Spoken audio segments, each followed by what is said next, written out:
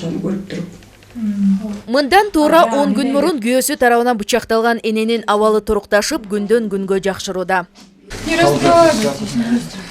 Өз күйөөсүнөн зордук көрүп, ажал менен арбашкан энеден маданиятка эмгек сиңирген ишмер Асол Молдокматова кабар алды.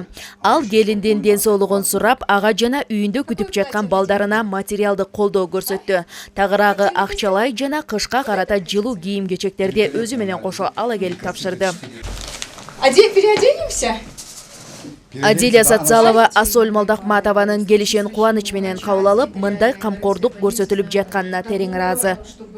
Бардык кыргыз элине рахмат. Кыргыз элим ушундай боорукер, жакшы адамдар көп экен кыргыз элинде. Мен Асол Молдокматованы деле келет деп такыр күткөн эмесмин. Деги эле ушу мамлекет тарабынан мага жардам болот деп деле такыр күткөн эмесмин. Бардыгына абдан терең ыраазычылыгымды билдирем. Эч ким мени ушу таштап койгон жок. Жумушум келди.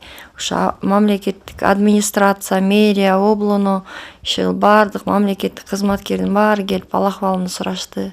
Абдан ыраазымын. Сиздер келип аттыңыздар, телевидение келип атты. Мен абдан ыраазымын. Учурда аялдарга карата зордук зомбулук көйгөйү көп кездешүүдө. Жана бул абал коомдо олуттуу тынчсызданууну жаратат. Аял катары сырттан карап, мындай жагдайлар жүрөктү оорутпай койбойт. Зордук зомбулукка каршы күрөшүү, аялдардын коопсуздугун камсыз кылуу жана укуктарын коргоо ар бир адамдын жана коомдун милдети болуш керек дейт Молдокматова. И многие пользователи интернета, активные подписчики... Социалдык желелерге абадай тараган, үрөй учурган окуяны угуп, мен аял катары карманып тура албадым. Анткени өлкөбүздө мындай окуя биринчи жолу болуп жаткан жок. Мен дайыма зордук зомбулукка кабылган энелер, аялдар жана балдарды коргоого аракет кылам. Мен Адилияны балдар менен дайыма колдоп, коргоого даярмын.